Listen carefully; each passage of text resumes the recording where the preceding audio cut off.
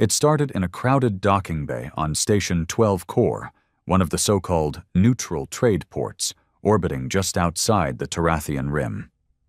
Neutral was a word thrown around to make diplomats sleep at night.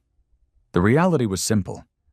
Whoever had power made the rules, and humans hadn't yet convinced the galaxy that we were dangerous enough to be respected. Not yet. The boy's name was Mick. Barely 6, small for his age, with shaggy brown hair that never seemed to behave, and a crooked front tooth. He was born on that station. Third-generation spacer kid. His father, Thomas, ran a maintenance crew doing dirty, underpaid work on the underbelly of incoming freighters. His mother died 2 years back when a containment leak flooded the lower quarters. Typical spacer tragedy, filed and forgotten by station command within a cycle.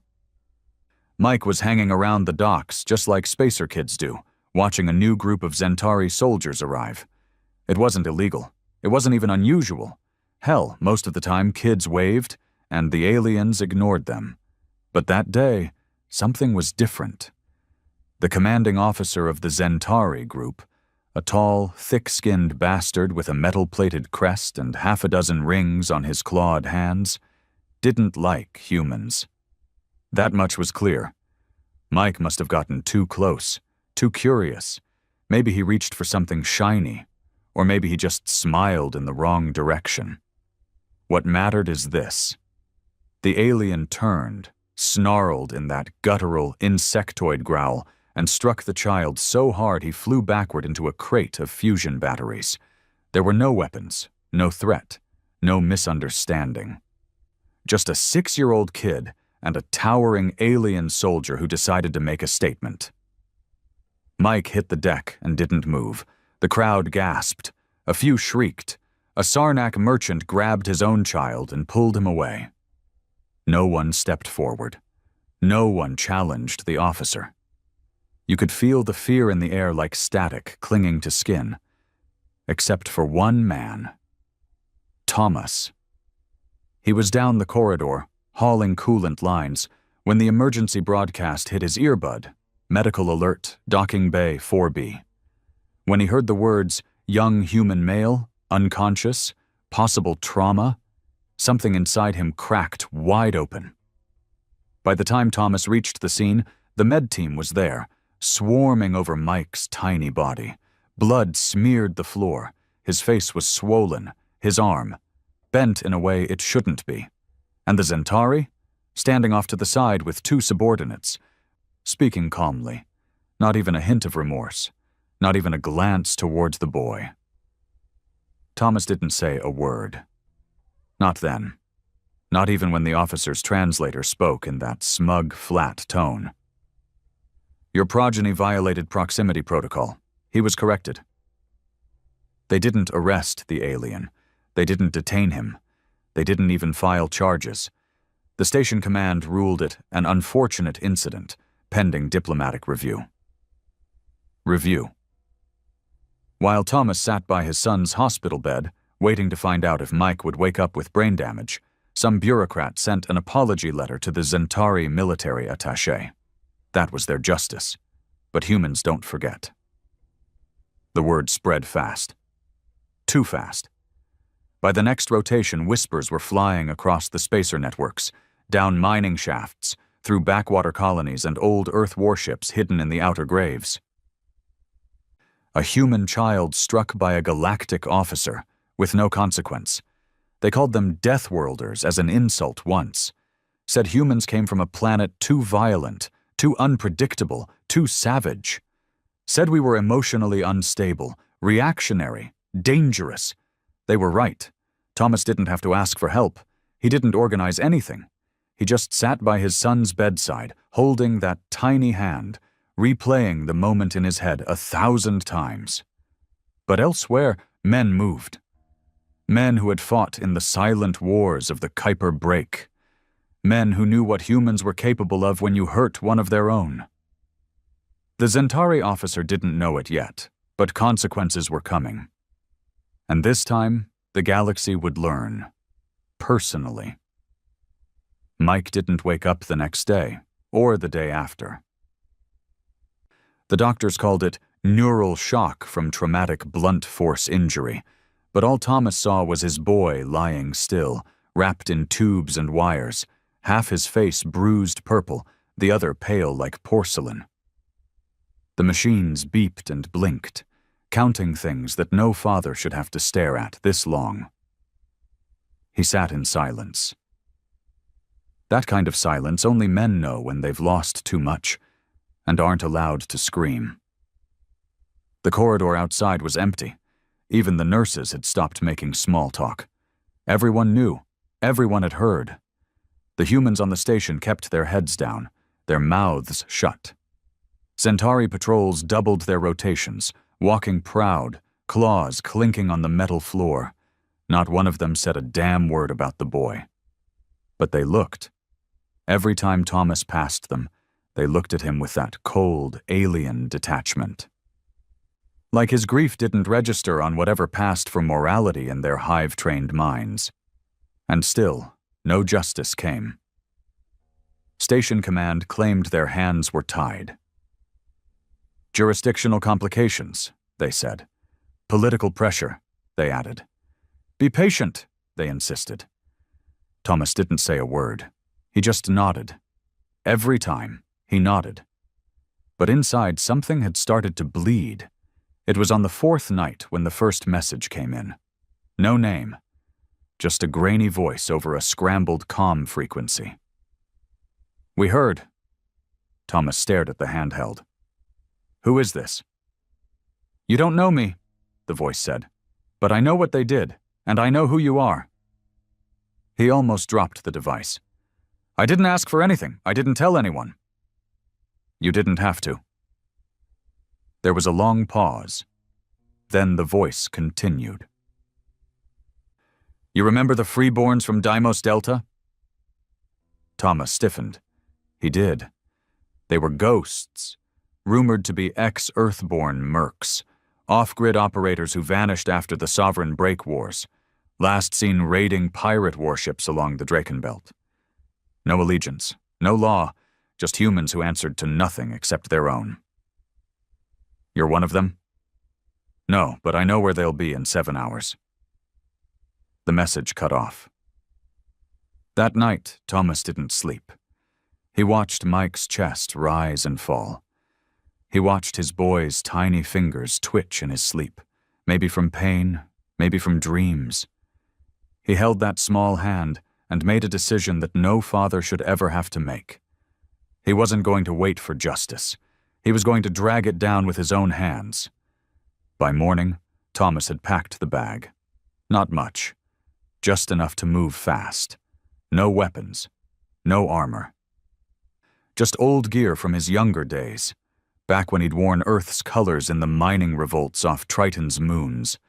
He'd buried that part of himself when his wife died, when Mike was born, when he chose to be a father and not a soldier. But now? Now the soldier had a reason.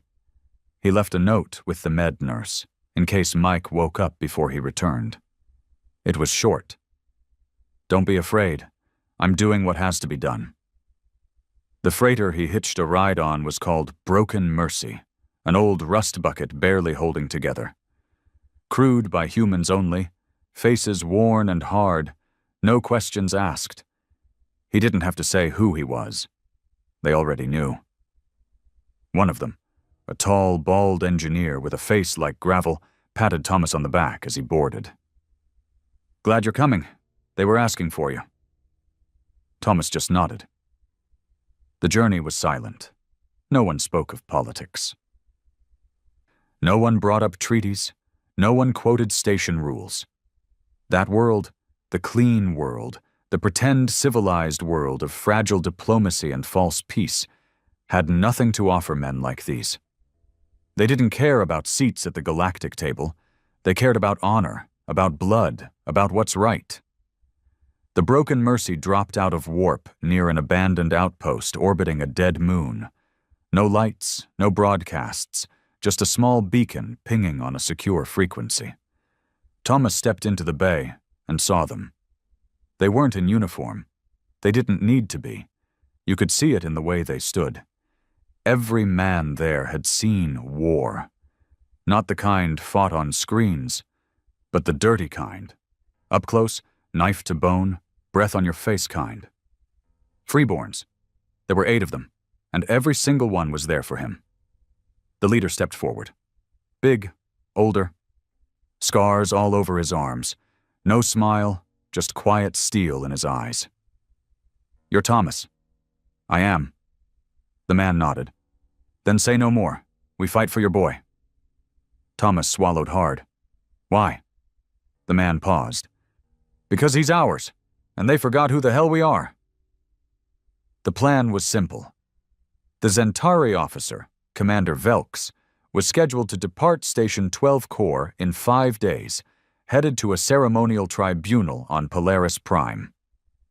That tribunal was a joke. Everyone knew it. A meeting of generals pretending to investigate a public incident while quietly sweeping it under the rug. He'd walk free. That couldn't happen. The Freeborns had hacked into the transport manifests. They knew the route, the ship, the times. The vessel was heavily guarded, diplomatically sealed, shielded by treaties. Touching it would make Earth look like warmongers. Good. That's exactly what they wanted. They weren't going to hide what they did. They wanted every species watching. They intercepted the diplomatic ship mid-jump. Not with a war fleet, but with something worse. A boarding team of Deathworld-born humans who didn't care about laws anymore. The assault was fast. Surgical. They cut into the ship with grav torches, disabling comms in under 2 minutes. Airlock breach, flash grenades, shock rounds. The Zentari guards never had a chance. Their neural disruptors didn't work on men who'd rewired their pain responses years ago. Thomas led the breach. He wasn't the fastest. He wasn't the strongest. But he was the reason they were there. He found Commander Velks in the central chamber, still wearing his medals, still holding that smug stance, even as blood pooled around the walls. "You," Velks spat through the translator. "This is an act of war." Thomas didn't respond. He just stepped forward and raised the stun blade. Velks charged. Thomas sidestepped and drove the blade through the alien's chest, slow, not for efficiency, but for memory, so that Velks would remember the face of the man who came for him. So the last thing he saw wasn't a court, or a council, or a peacekeeper, but a father. The blade cracked through plating and bone, and Velks let out a low, keening screech as his blood hit the floor. Thomas didn't say a word. He let the silence answer. They didn't run. They could have, but they didn't. The Freeborn sent a message directly to the Galactic Council, a simple one. "This is not revenge. This is precedent." Attached was a still frame of Velks's body, and next to it, a picture of Mech, hooked to machines, bandaged, innocent. The message spread, not just among the Council, but through the entire spacer net, through mining colonies, through Merc channels, through dead zone frequencies. Humans everywhere saw it. Fathers, brothers, sons, and they remembered. Remembered that no matter how civilized the galaxy claimed to be, it still let a child get beaten in broad daylight and did nothing. But the humans? They did something. They made sure everyone knew what happens when you harm one of ours. Mike woke up 2 days later. His head hurt. His arm was in a cast. But he was alive. The nurse smiled, tears in her eyes, and handed him a small metal pendant. It wasn't much. Just a battered old piece of steel, shaped like Earth. On the back, scratched by hand, were the words, "You're never alone. Your blood is ours." Mike didn't understand it fully. But he held it tight anyway. Thomas didn't come back to the station. He stayed with the Freeborns, not because he wanted war, but because he'd seen what peace without power really looked like. And he knew, now more than ever, that sometimes you don't get justice by asking for it. You take it. With your own hands. The first news broadcast was cautious. A diplomatic channel on the Terran fringe issued a security alert about a human-led assault on a Zentari diplomatic vessel. No footage, no names, no blood, just polished language, carefully vague. But the truth didn't stay in a file. It spread like infection. The image of Velks's body, pierced, collapsed, the once proud officer lying in his own fluids, circulated through military-only comms, jumped into merchant feeds, and soon hit the public networks. Someone leaked the death footage, too. Not all of it, but enough. The strike, the scream, Thomas's face as he walked away from the kill. There was no denying it now. A human father had taken vengeance into his own hands and survived long enough to show the galaxy how it's done. Some called it a war crime. Some called it justice. But nobody ignored it. The Galactic Council convened within 12 hours. Representatives of 87 species met in the sterilized core of Astra Prime, a place where conflict was traditionally spoken about, never seen. The room was shaped like a circle, a design meant to symbolize unity. But that day, it felt like a cage. The Zentari envoy was first to speak. High tones, measured words, utter outrage. This was an execution of a ranking officer under diplomatic protection. It undermines every treaty we've built for the last century. The Zentari blamed Earth directly, calling for sanctions, suspensions, and if not military retaliation, then something close to it. But Earth's seat, occupied by Ambassador Holden, a civilian diplomat and not a soldier, didn't apologize. He didn't even flinch.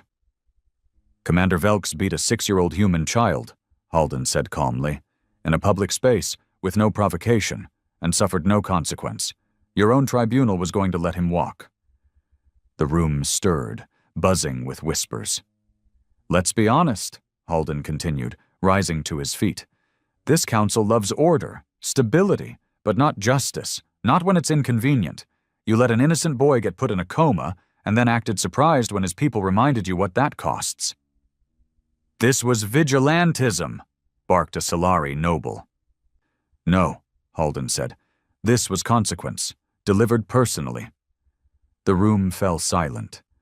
Some alien factions wanted war, others wanted appeasement. A few wanted to quietly bury the matter and return to business. But something else was happening, something not on official agendas. The humans in the room weren't looking for peace anymore. They were waiting to see who would threaten them, and who would stand beside them.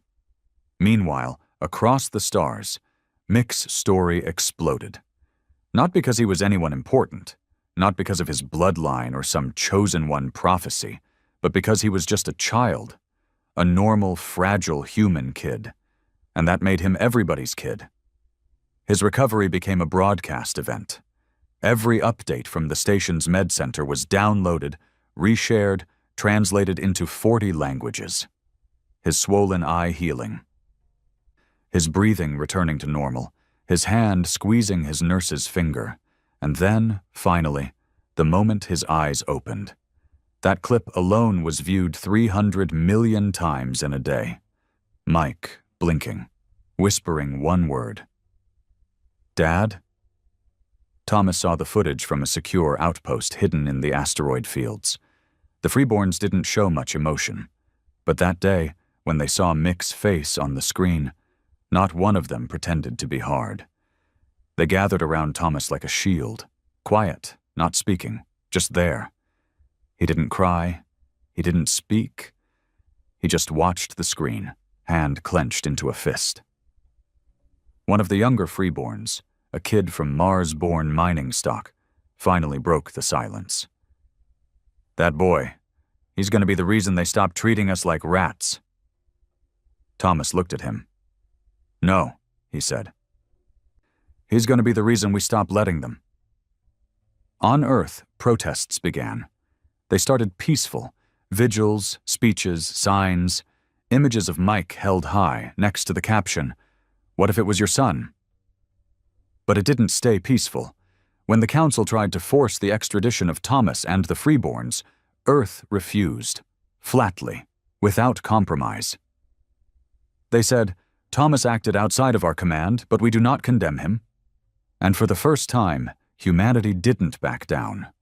That refusal triggered riots on fringe worlds, not by humans, but by other species who had long watched their own children get treated as collateral damage by militarized regimes like the Zentaris. An Uvarian merchant posted, if they struck a Zentari hatchling, Earth would have been bombed, but they hit a human child, and Earth answered in blood. That's the kind of ally I want. A Veltari rebel general wrote, "The humans didn't bring a lawsuit. They brought a blade, finally. Someone who still remembers what justice smells like." The galaxy had spent decades taming humanity.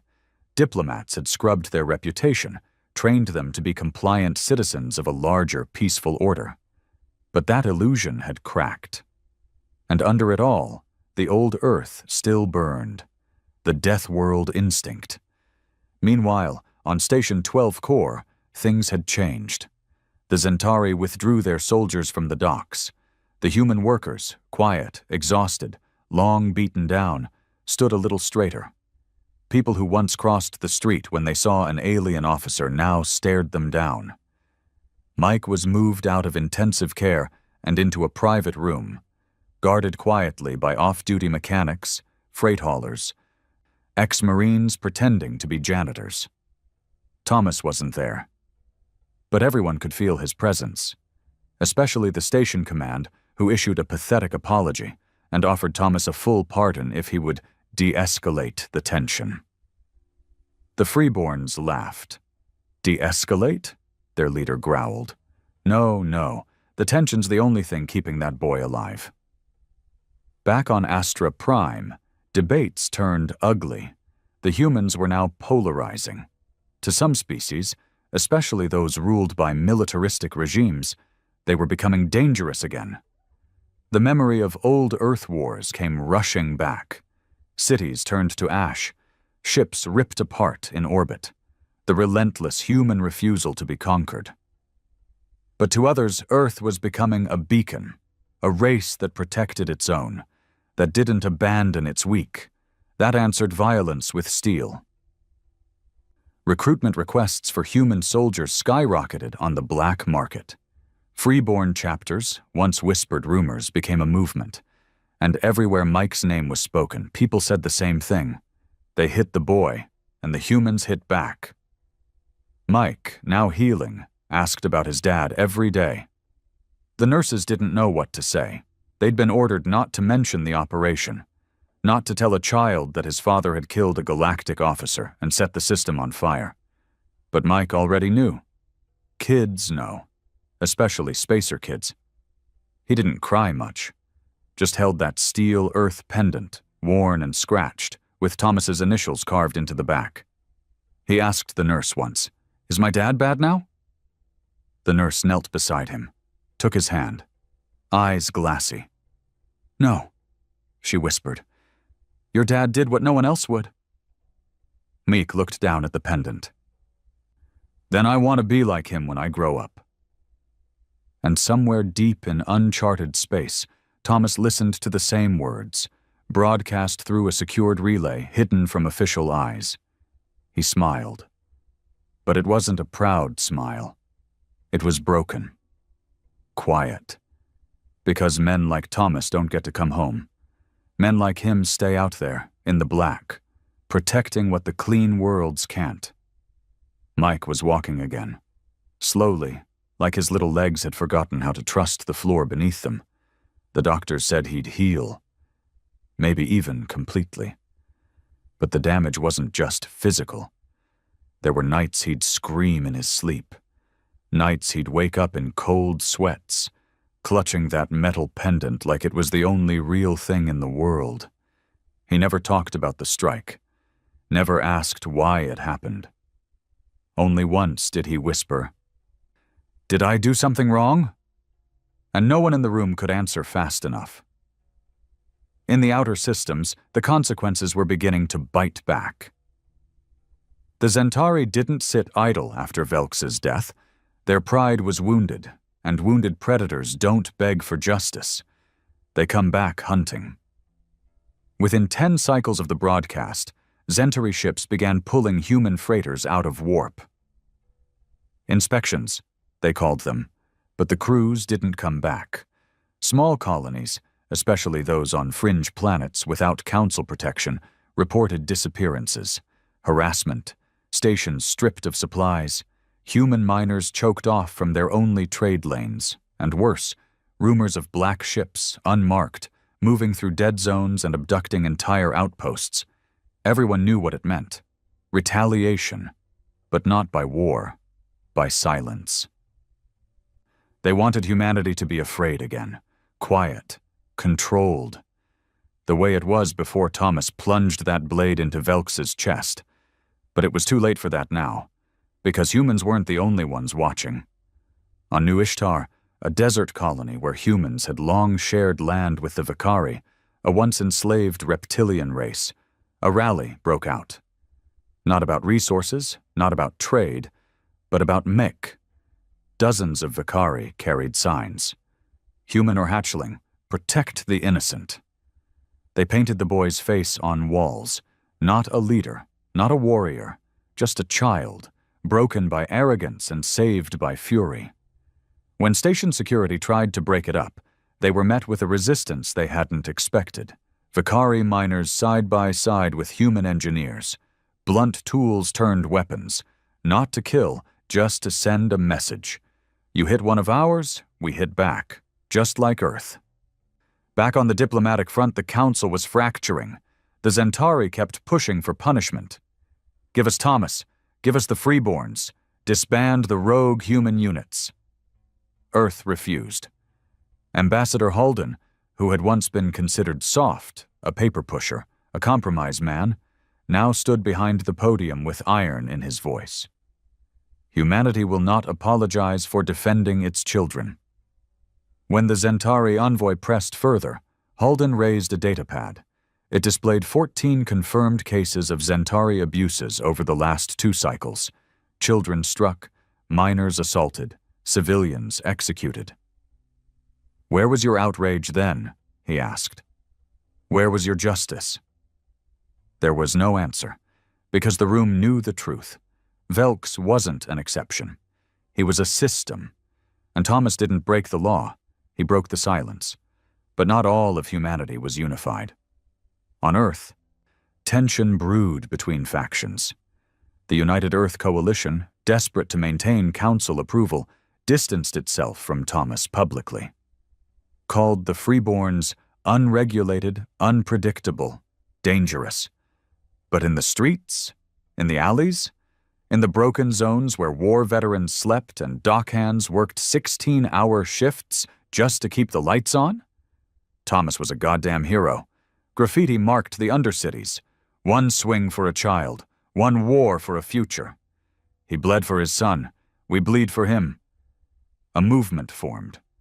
Not political, not clean, raw, angry, male, protective. They called themselves Bloodline, not a militia, not yet. But a promise. That no human child would be harmed again without consequence. Mike didn't understand all of this. He still played with old toy ships, dragging them across his hospital bed like nothing had changed. But the adults saw it. The shift. Guards outside his room now wore armor. Visitors were vetted by armed veterans. And his nurse, once chatty and soft-spoken, now kept a sidearm holstered at her hip, just in case. One day, Mike looked up at her and asked, "Did I start a war?" The nurse crouched beside him. "No," she said. "They did, when they thought they could hit you and walk away." Thomas wasn't sleeping either. He stayed deep in the asteroid fields, rotating between hidden stations, keeping one step ahead of bounty hunters and council trackers. His face was now the most wanted in the quadrant. A reward was posted. 100,000 credits for capture. 1 million if delivered alive. It didn't scare him. He'd already died the day Velx hit his son. What lived now was something else. But what did shake him, what stopped him cold, was when he received the encrypted packet from Earth. A video. Mike, sitting up in bed, pale, thin, but alive, looking into the camera with wide, unblinking eyes. "Hi, Dad." Thomas pressed his hand against the screen. Said nothing. Just watched. Mike's voice was quiet, almost unsure. "They say you did something bad, but they don't look mad. Some of them smile when they say your name." A long pause. Then, "I know you didn't mean to be gone.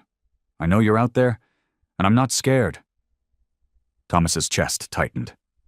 Mike's eyes dropped, voice a whisper. "Just don't let them hurt anyone else." That was it. 6 words. 6 goddamn words. And something inside Thomas hardened into stone. 1 week later, an assassination attempt hit the station, not by a Zentari, not by aliens, by a human. A coalition-aligned mercenary with a clean badge, falsified orders, and a poison capsule tucked in his molar. He got within 6 meters of Mike's door before a janitor stopped him. Only it wasn't a janitor. It was Jack, a freeborn sniper who hadn't left the boy's side since the strike. The assassin never made it out of the hallway. Jack didn't speak, just fired one shot, center mass, left the body where it fell. The message was clear. Human or alien, it didn't matter. You try to harm the boy again, you leave in a bag. The council erupted. "How can you let terrorists guard a child?" they screamed. But public opinion had shifted. Even non-human civilians began asking, why is a child being targeted at all?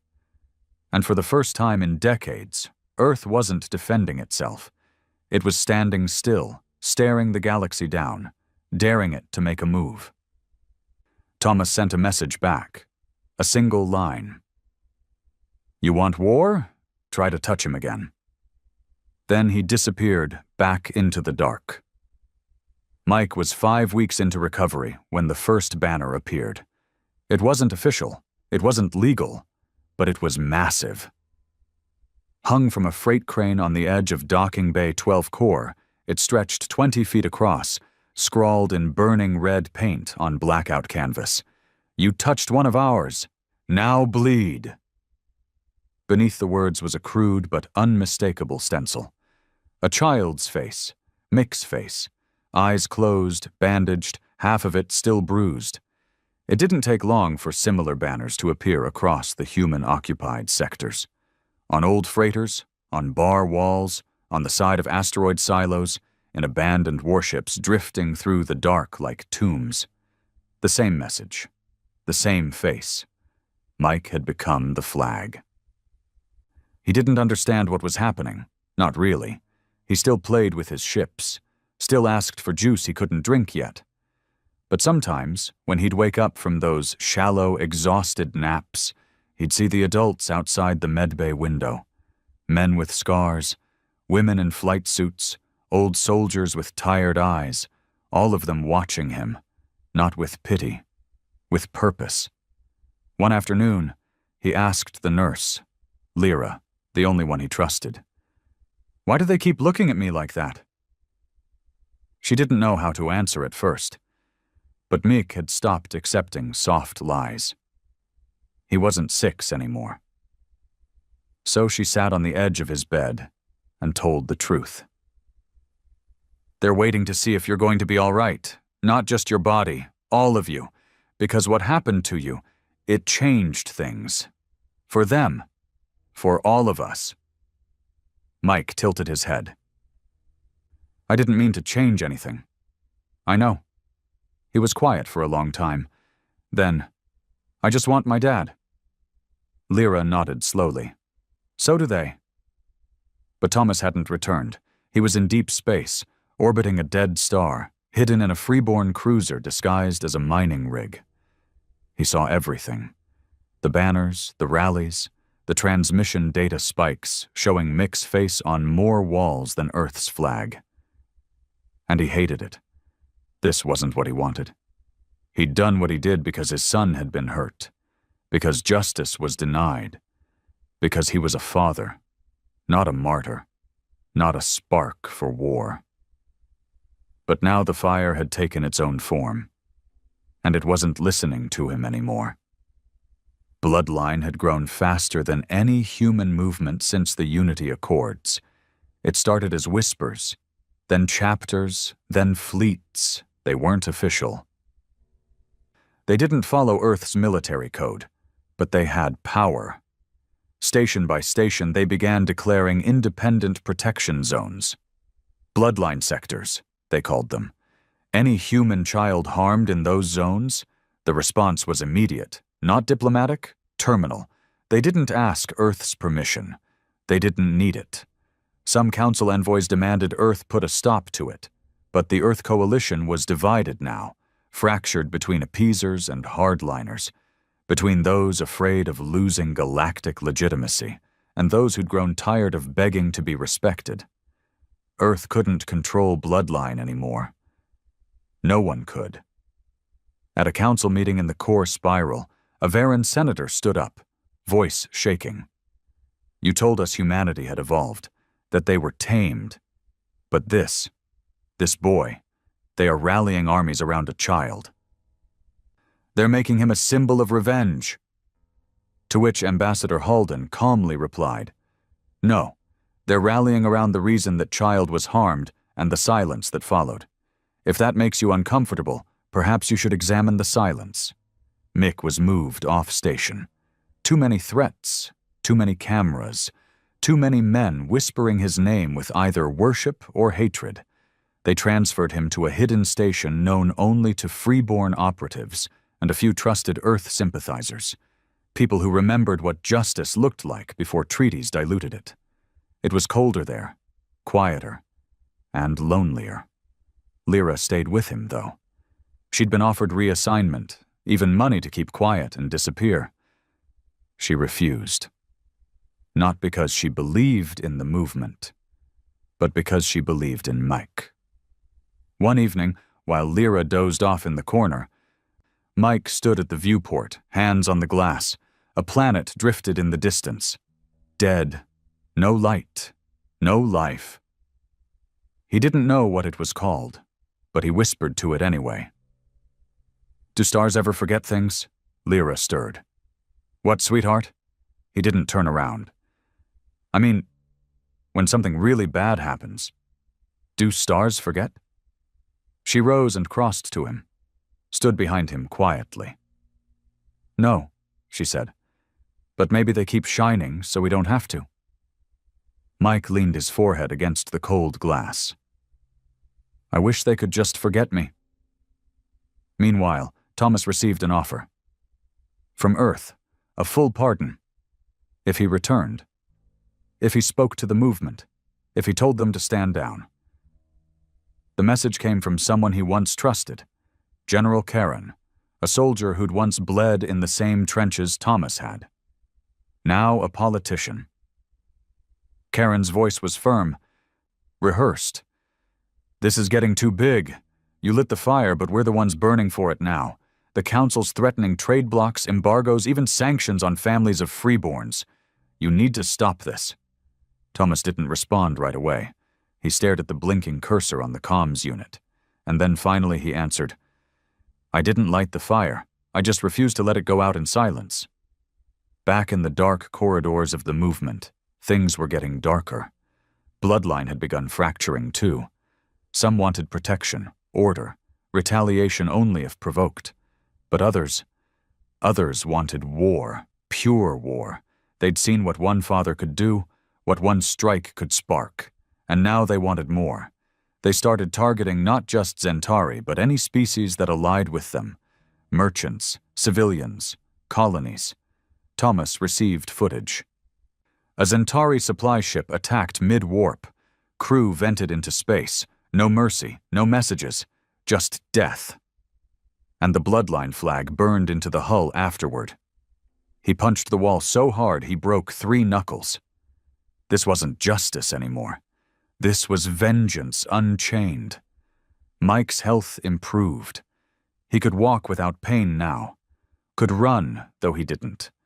He read books, played with old Earth puzzles, stared at the stars, and he asked about his father every day. Lyra tried to keep him distracted. But children like Mick, spacer-born, grief-raised, know how to hear between silences, so one day he asked plainly, "Did he do something wrong?" Lyra took a long breath. "He did something most people wouldn't have had the strength to do." Mick nodded, slowly, then looked at her. Eyes harder than they should have been. "Will I have to do it someday too?" Back in Freeborn Command, Thomas made a decision. He contacted Halden, against protocol, against orders, face to face. "I need to see him," Thomas said. Halden looked exhausted. Gray. "It'll only pour fuel on the fire." Thomas leaned forward. "Then let it burn.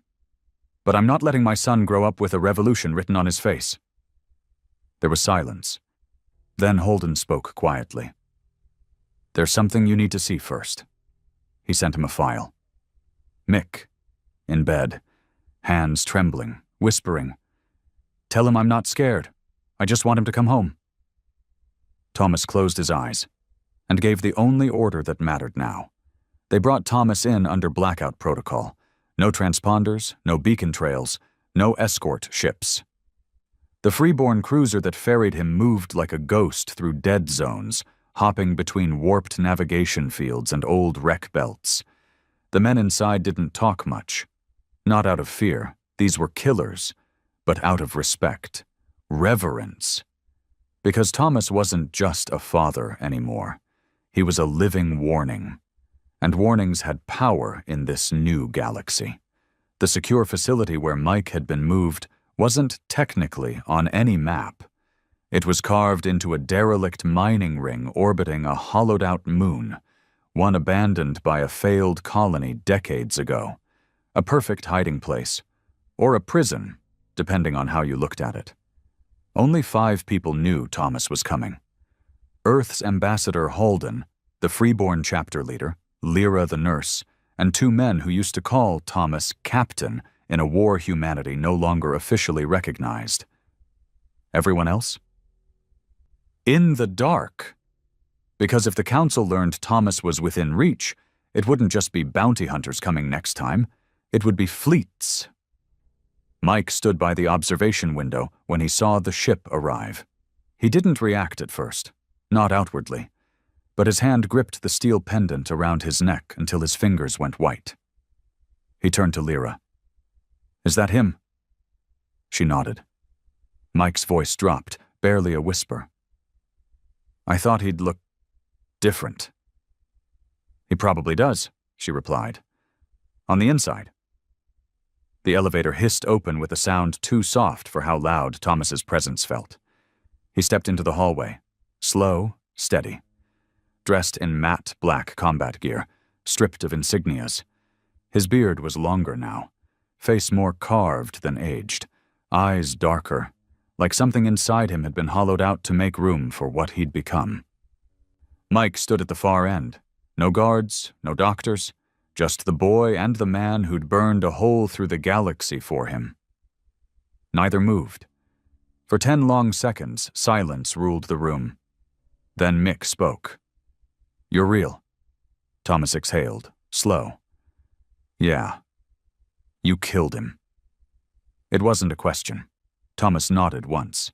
Mick blinked hard, like he was trying to make sense of something much bigger than his years. "Did it help?" Thomas stepped forward, each step careful, like approaching something wild and wounded. "No," he said quietly, "but it stopped the bleeding." Mick's eyes glistened. "Mine or yours?" Thomas swallowed. "Both." They didn't hug. Not right away. Not like in the stories. Thomas crouched in front of his son, slowly, until they were eye level. "I shouldn't have left you." "You didn't leave," Mick said. "You went to war." Thomas's lips trembled. "I never wanted you to be part of this." Mick's small voice was like a knife. I didn't get a choice. Thomas looked down, ashamed. I know. Mick's fingers reached out and touched the side of his father's face. I still want you back. They sat together on the floor.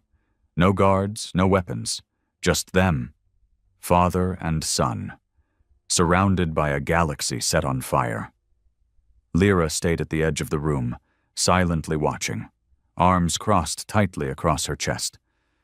She'd seen miracles in medicine, never thought she'd witness one in war. Thomas looked at her. Thank you. She shook her head. Don't thank me. Just don't vanish again. Thomas nodded. I won't. Not unless they take him from me. A quiet beat. Lyra's voice dropped. They're trying. News of Thomas's presence leaked. Whether by mistake or betrayal, it didn't matter. Within hours of his landing, 3 different surveillance probes picked up unusual warp shadows near the mining ring. One was clearly Zentari in origin. The other 2, unknown. Bloodline operatives went on alert. The movement had always operated in the shadows, in the cracks between law and chaos. But now, with Thomas on the grid and Mike in the open, they were vulnerable. And there were people, many, who wanted to shut both of them up. Permanently. General Karen called. The same man who had once fought beside Thomas now looked at him through a secure channel with tired fury in his eyes. You were supposed to disappear. Thomas stood still in the comm room, hands behind his back. I changed my mind. This is going to kill us. You coming back, showing your face, Mike being seen with you. Bloodline's gone rogue. They're not soldiers anymore. They're terrorists. No, Thomas said flatly. They're men without a voice. That's what happens when people wait too long to speak. Karen's tone sharpened. If this escalates, we lose our seat at the council. We lose protections. We lose everything Earth has built. Thomas leaned in. We already lost something more important. Karen scoffed. What? Thomas's voice was ice. Fear. Later that night, Thomas sat beside Mick as he slept. The boy's face was soft again. Peaceful. You wouldn't know he'd become a symbol, an icon, used to rally fleets and movements and riots across half the spiral arm. And Thomas hated it. This wasn't how things were supposed to go. He'd killed a monster to protect his son. He didn't mean to become one. A sharp knock at the door. Thomas stood instantly. Jack entered. Still armored. Still quiet. A veteran's kind of quiet. He didn't waste time. We've got movement on the outer rim. Fast ships, could be mercs, could be worse. We need to extract. Thomas shook his head. Not without him. We can't protect this station if they hit hard. Then we bleed, Thomas said. We stand. For once, we make them come through us. Jack didn't argue. He just nodded.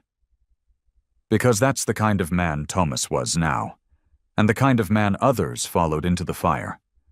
Meanwhile, in orbit, the ships came. 2 mercenary carriers. Old tech, modified, and 1 Zentari dread frigate, holding just outside weapons range. Officially, they were on observation. Unofficially, everyone knew why they were here. To see if Thomas would run. To see if the humans would bow. To see if the message could be buried. But something unexpected happened. A dozen old human warships dropped out of warp. No flags, no orders, just a response. Freeborn, Bloodline, retired Earth Navy, smugglers, mercs, even miners. They formed a wall between the station and the dread frigate. No threats issued, no demands made, just a simple transmission sent out on all bands.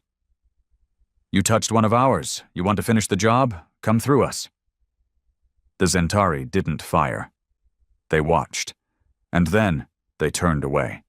Because not even monsters want to fight men with nothing left to lose. Mike woke up the next morning and found Thomas asleep in the chair next to him. He climbed out of bed, quietly, and sat in his father's lap. Thomas stirred, looked down.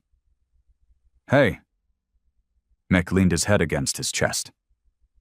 "Did we win?" Thomas didn't know how to answer, so he just held him. Mike didn't go back to the medical bed after the ships left. He refused. He stayed close to Thomas, his small hand gripping his father's wrist like the world would tilt sideways if he let go. The doctor said he was healing well, physically at least.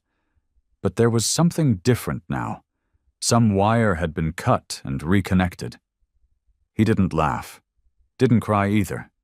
He just watched people too long when they spoke, like he was trying to see if they were lying. And when someone said the word hero, his face went flat. The media requests started immediately, even from Earth channels. One host offered a full interview, high security, pre-screened questions, PR-approved editing. They said it could help human morale. Show Mike as strong, recovered, brave, inspire hope. Lyra shut it down before it ever reached Thomas. But it didn't stop there. A popular outer colony band released a song called Steel Sun. It went viral. Half anthem, half funeral dirge, it played over a video montage of Thomas's strike, Mike's bruised face, and slow zooms of protesters raising their fists under banners that read, "Mike lives, we rise." Thomas saw the footage and walked out of the room. He went to the firing range, loaded an old slug pistol, and emptied an entire clip into a wall that didn't deserve it. Bloodline operatives reached out again. This time it wasn't just support. It was a request, or maybe a demand buried in flattery. They wanted Mike to speak. One message read, "He doesn't have to call for war, he just has to say he's not afraid. The galaxy needs to see that their fear didn't break him." Thomas deleted it without responding, but Jack brought it up anyway. "You knew this was coming." "I know," Thomas said, jaw tight. Jack watched him. "If he says nothing, they'll say you're hiding him.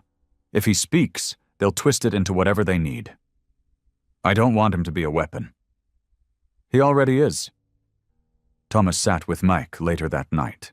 Just the two of them, on the edge of the old mining ring, watching a dead star pulse in the distance like a heartbeat that never stopped. Mike was quiet. His legs swung slowly off the ledge, toes brushing metal. "They want me to talk, don't they?" he asked. Thomas stiffened. "Who told you that?" "No one. But I'm not stupid. They all look at me like I'm supposed to do something." "You're not," Thomas said firmly. "You're supposed to get better, that's it." Mike looked at the star. "What if I don't want to get better?" Thomas turned sharply. "Don't say that." Mike didn't blink. "They'll always look at me like I'm the kid who got hit, the kid who made everyone angry. I can't go back to just being Mike anymore." Thomas felt something crack inside. He tried to hold it together, tried to breathe. "I never wanted this for you." "I know," Mick whispered. "But it's mine now." Across the spiral, chaos grew sharper. 3 human-owned cargo lanes were attacked in a single week. No one claimed responsibility, but all signs pointed to Zentari sympathizers. They weren't killing for tactics. They were making statements. One freighter was boarded, stripped, and burned in orbit above a neutral moon. Before the ship detonated, the crew, 6 men, 2 women, sent one last message. "They killed a child. We die knowing we answered." Their words spread through colonies like wildfire. Meanwhile, Thomas faced an impossible choice. Earth's military council contacted him again. Their message was careful, controlled. "We're losing the narrative. The council is considering action. If we don't show control, if we don't distance ourselves from bloodline, human colonies may lose defense funding, trade, even representation. We need Mike to appear, with you. Say it's over. Say we're healed. Say something that lets them back off without losing face." Thomas stared at the message and saw what it really said. Sell your son's image. Pretend we're fine. Give the galaxy what it wants. He didn't respond, but he did tell Mick. They were in a quiet corridor, away from the eyes and cameras and whispers. He crouched down again, same as he did the first time they reunited. There's going to be pressure. People are scared. They want peace. Mike stared at him. Do you? Thomas paused. Then, honestly, I want you safe, whatever it takes. Mike nodded, slowly, like he was thinking through something too big for his age. Will talking make me safe? Thomas didn't answer. Mick asked again. Will being quiet make it worse? Still no answer. Mike turned away. Then let me talk. They didn't stage it. There was no camera crew, no PR firm, no advisors. Jack set up a single transmission node, encrypted, routed through 100 shadow relays. Mike sat in a plain gray room. No flags, no symbols, just himself. Thomas stood off camera, watching, fists clenched. Lyra hit the record, and the boy spoke. Hi, he began, voice small but steady. My name's Mick. You already know that, probably. He glanced at the floor, then back at the lens. I didn't ask to be here. I didn't ask to get hit. I didn't ask to be a symbol or a reason for fighting. A pause. Deep breath. But I'm not scared anymore. I was. I used to be scared of going to sleep, scared of the machines, scared of waking up without my dad. But now, I'm just tired of people asking if I'm going to make a speech. A flicker of something like a smile. So here it is. He leaned forward. You don't get to hurt people like me and walk away. You don't get to say it was protocol or a misunderstanding. I didn't understand either. I just got hurt. Another pause. The smile was gone now. I didn't want war. I still don't. But if standing up makes you angry, maybe you were the problem to begin with. He looked down, picked up the earth pendant hanging around his neck, and held it up. This is what I have. This and my dad. That's all. And we're not going to run anymore. Lyra cut the feed. The reaction was seismic. Within hours, Mike's words were translated into 112 languages. Council halls played the footage. Colonies broadcast it to crowds. Merchants on trade ships played it during shifts. And the Zentari? They issued a formal statement, one that felt colder than any before. This child has become a political weapon. We will not negotiate with terrorism wrapped in sentiment. Which was the wrong thing to say, because for every human watching, it confirmed the truth they already knew. They didn't see a boy. They saw leverage, and that made it personal. Tomas watched the footage replayed for the 5th time that night. He sat alone in a comms chamber, the pendant Mike had shown resting in his hand. He should have been proud. Instead, he felt hollow. Because he saw the weight behind Mick's eyes now, and he knew it would never go away. Later, Lyra found him sitting in the dark. You did good, she said. He shook his head. He did. I just let it happen. She stood beside him. He's never going to be a normal kid again. I know. He might not live long. I know that too. She leaned in. But maybe, just maybe, he'll live free. War didn't start with a declaration. It started with silence. For 12 days after Mick's broadcast, the council said nothing. No votes, no statements, no public hearings, just empty chambers and shuffled meetings. The galaxy held its breath. Then, on the 13th day, it happened. A human relief vessel, hauling food and medicine to a hybrid refugee colony, was intercepted by a Zentari escort. No warnings were given, no dialogue recorded. No distress signal broadcast. They boarded. They executed the entire crew, all of them. 12 humans, 2 hybrids, a doctor, and a child. Burned the bodies and dumped the ship in the gravity well of a red dwarf. When Earth requested an inquiry, the Zentari released a single line in reply. They were sympathizers of rebellion. We ended it. Thomas watched the footage of the drifting wreckage in silence. His hands didn't shake. His eyes didn't blink. He didn't cry. He simply stood up, walked to the center of the Freeborn command room, and gave the order no one ever thought he'd say. Open every channel, all frequencies, galactic-wide. The comms officer turned slowly. You sure? Thomas nodded. Let the galaxy know. The broadcast was short. Thomas stood in front of the Freeborn flag. Not the Earth flag. Not Bloodline's crimson insignia. Just a gray steel banner marked with one black line, the mark of men who no longer asked for permission.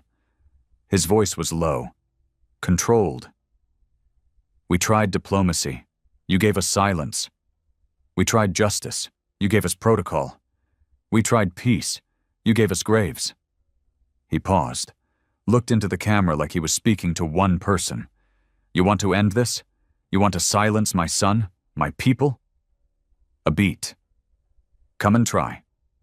Then he stepped back, and the signal cut. The galaxy responded in kind. The Zentari mobilized a fleet, officially under the banner of containment enforcement. Hundreds of vessels, carriers, strikers, dread ships. It wasn't peacekeeping, it was war. But they weren't expecting what came next. Because Earth didn't just respond, humanity answered. Bloodline chapters lit up across the rim. They weren't military, not in structure. But they were everywhere, embedded in stations, colonies, ports, veterans, miners, former smugglers, engineers, survivors, and they struck, fast. They crippled fuel routes, sabotaged supply chains, hacked comms satellites. Zentari ships started disappearing in deep space. The Council called it terrorism. But most of the galaxy? They called it payback. And in the center of it all? Mike. Still just a boy. But now the face of a movement too big to cage. Thomas had a decision to make. He could keep running, bouncing between hideouts, keeping Mike safe and distant. Or he could go where it all started. Back to Station 12 Core, where the strike happened, where Mike bled, where the first silence began. He asked Mike if he wanted to go. The boy didn't hesitate. The station hadn't changed much. Still gray steel corridors and flickering lights. Still the same docking bay Thomas used to walk through, carrying coolant packs, his shirt soaked with oil.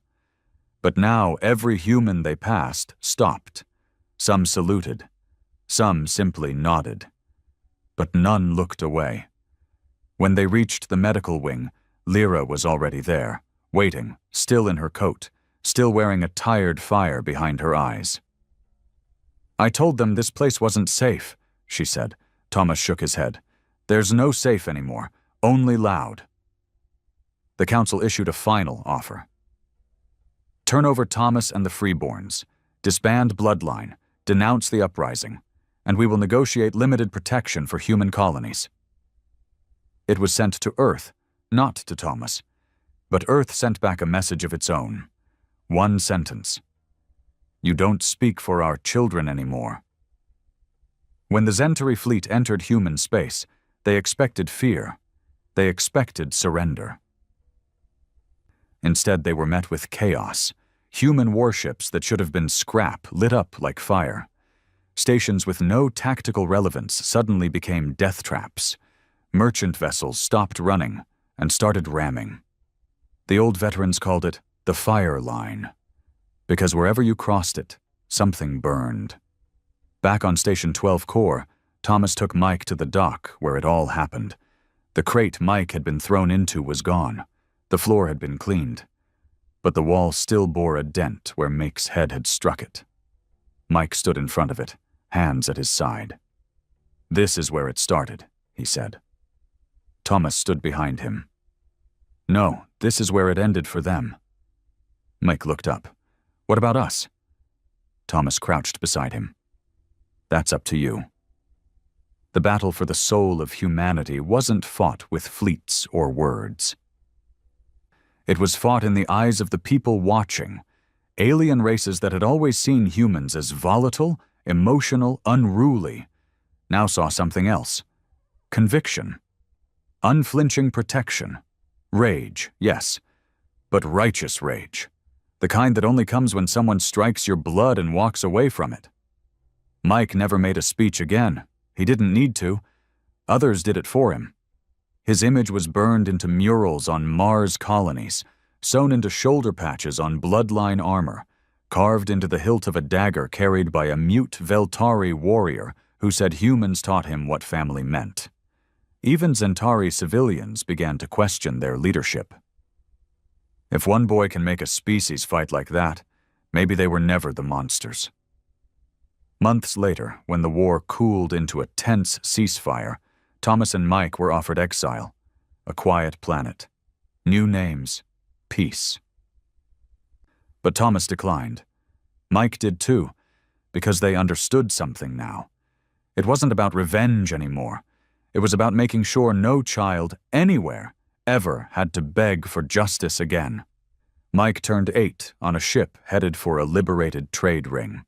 The crew sang off-key. Thomas gave him a new pendant, this one made from the melted-down shell casing of the round that killed the assassin sent after him. It read, "I survived. You don't get to forget me." Mike wore it like armor. Thomas never found peace. He didn't want it. He stayed with the freeborns, trained, led, bled. But at night, he'd watch Mick sleep and remember the silence after the strike, that deep, aching nothingness, and he'd whisper, "Never again. Not one of ours. Not ever." Epilogue. Years later, a young alien diplomat would sit in a council hearing and ask, "Why do humans fight like they have nothing left?" An old war veteran from Earth leaned forward, smiled slow. "Because someone once touched a child of ours and thought it wouldn't matter."